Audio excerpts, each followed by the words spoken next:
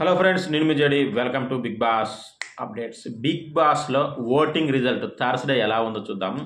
ఇక ముఖ్యంగా mid week elimination అనే అనుకున్నారు చాలామంది. మిడ్ వీక్ ఎలిమినేషన్ ఉంటుంది అనుకున్నా, ఉండాలి కూడా. కానీ ఇప్పటి వరకు మిడ్ వీక్కి సంబంధించిన ఎలాంటి న్యూస్ రాలేదు కాబట్టి మోస్ట్లీ మిడ్ వీక్ ఉండొచ్చు. ఎందుకంటే ఇంకా ఇవాళ థర్స్డే ఇంకేముంటుంది, సో కష్టమే అనుకుంటా. సరే, ఓటింగ్ విషయానికి వస్తే యాజ్ యూజువల్గా గౌతమ్ టాప్లో ఉన్నాడు. ఇక్కడ చాలా ముఖ్య గమనిక చెప్తా వినండి. గౌతమ్ అండ్ నిఖిల్, గౌతమ్ తర్వాత నిఖిల్ ఉన్నాడు. అయితే నిఖిల్కి ఓట్లు పడుతున్నాయా అంటే విపరీతంగా పడుతున్నాయి. వేరే స్టేట్ నుంచి కూడా పడుతున్నాయి. మరి సెకండ్ ప్లేస్లో ఎందుకున్నాడు? మనం ఏంటంటే అఫీషియల్ ఓటింగ్ ఎవరికి కూడా రివీల్ కాదు, ముందే చెప్తున్నాం. చాలామంది ఇది అఫీషియల్ రిజల్ట్, అఫీషియల్ ఓటింగ్ అని చెప్తారు, కానీ అవన్నీ ఫేక్. అఫీషియల్ ఎవరికి కూడా రివీల్ కాదు. మనం ఓన్లీ అన్ని రకాలుగా షేర్ చేసి అక్కడ ఇక్కడ మొత్తం షేర్ చేసి క్యాలిక్యులేషన్ వేసుకొని నేనైతే చెప్తా. సో అయితే నిఖిల్ ఇక్కడ సెకండ్ ఉన్నాడు అని గౌతమ్ ఫ్యాన్స్ సంబరపడడానికి లేదు. ఓకే, గౌతమ్ ఫస్ట్లో ఉన్నాడు కాబట్టి అంటే ఏదో మీరు పెద్ద ఇది కాదు. ఎందుకంటే ఇప్పుడు నిఖిల్ ఫ్యాన్స్ స్ట్రాటజీ ఫాలో అవ్వచ్చు. అంటే సోషల్ మీడియా సైట్లలో ఓటింగ్ వేయకుండా డైరెక్ట్గా అఫీషియల్ సైట్లో ఓట్లు వేయచ్చు. ఎందుకు అంటే ఇది చాలా ఎవ్రీ వీక్ జరుగుతాయి, ఎవ్రీ ఇయర్ కూడా జరుగుతూ ఉంటుంది.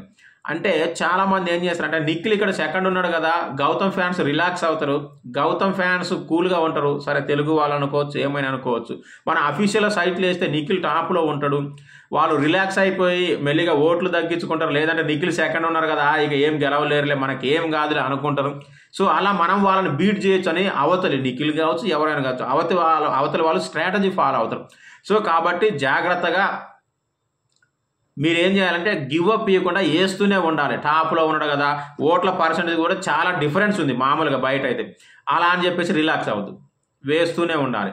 సేమ్ నిఖిల్ ఫ్యాన్స్ కూడా వేస్తూనే ఉండాలి, అలాగే సోషల్ మీడియాలో కూడా వేయండి. సో అది అయితే నిఖిల్ తర్వాత నబీల్ ఉన్నాడు. నబీల్ది కొంచెం సిచ్యువేషన్ చాలా టిపికల్గానే ఉంది. సో యాజ్ ఇఫ్ నవ్ ఏం ప్రాబ్లం లేదు, కానీ టిపికల్గానే ఉంది. నబీల్ ఫ్యాన్స్ అయితే ఖచ్చితంగా పెరగాల్సిన అవసరం ఉంది. లేదు అంటే కన్వర్టెడ్ టు అదర్ పర్సన్, అది మీ ఇష్టం. మోస్ట్లీ కన్వర్ట్ అయ్యారు చాలామంది. నబీల్ ఫ్యాన్సే చాలామంది వేరే వాళ్ళకి ఓట్లు వేస్తున్నారు. అది ఎవరికి వేస్తున్నారో కూడా కామెంట్ చేయండి. ఇక ఆ తర్వాత వస్తే విష్ణుప్రియ కొంచెం పెరిగింది. మిగతా వాళ్ళు వచ్చి విష్ణుప్రియ క్లాస్ పీకడం, ఆమె ఫీల్ అవ్వడం, కన్నీళ్ళు పెట్టుకోవడం, అంటే ఆమె జెన్యున్గా అయినా పెట్టుకొని ఉండొచ్చు, అంటే ఆమె ఏమి స్ట్రాటజీ ఫాలో అయ్యి ఉండకపోవచ్చు, కానీ ఎదుటి వాళ్ళకి చూసే వాళ్ళకి ఒక ఫీలింగ్ కలుగుతుంది కదా, అరే ఆ పిల్ల ఏదో ఆమె మానాన్న సరే లవ్ చేస్తుందో ఏం చేస్తుందో చేస్తుంది, మీరు ఎందుకు ఊకే వచ్చి పడవడం అనేది. సో ఆమెకైతే ఓటింగ్ పెరిగింది. ఇక ఫిఫ్త్లో ప్రేరణ ఉంది. ప్రేరణ కూడా యాజ్ ఇఫ్ నౌ సేపే. గౌతమ్, నిఖిల్, నబీల్, విష్ణుప్రియ, ప్రేరణ, వీళ్ళు 5గురు. So Gautam, Nikhil and Nabeel top 3, మంచి ఓటింగ్ ఉంది, డిఫరెన్స్ ఉన్నా కూడా. ఆ తర్వాత విష్ణుప్రియ అండ్ ప్రేరణ, వీళ్ళకి ఒక 10%, వీళ్ళిద్దరు కూడా సేమ్ 10% ఉంది ఓటింగ్. ఆ తర్వాతది లీస్ట్ కేటగిరీ 9% ఉంది. అది ఎవరై అంటే పృథ్వీ, అవినాష్, తేజ, వీళ్ళు ముగ్గురు కూడా లీస్ట్లో ఉన్నారు. వీళ్ళ ముగ్గురిట్లో ఎవరైనా ఎలిమినేట్ అవ్వచ్చు, ఎందుకంటే చాలా తక్కువ ఓట్లు, 10-20 ఓట్ల తేడాతో ఎలిమినేట్ అయ్యే ఛాన్స్ కూడా ఉంటుంది. పృథ్వీ, అవినాష్ అండ్ తేజ, ఈ ముగ్గురిట్లో మీరు ఎవరిని కాపాడాలనుకుంటున్నారో కామెంట్ చేయండి. ఇది ఓటింగ్ అంటారు. Thank you. ఇంకేమైనా డౌట్స్ ఉంటే కామెంట్ చేయండి. బాయ్.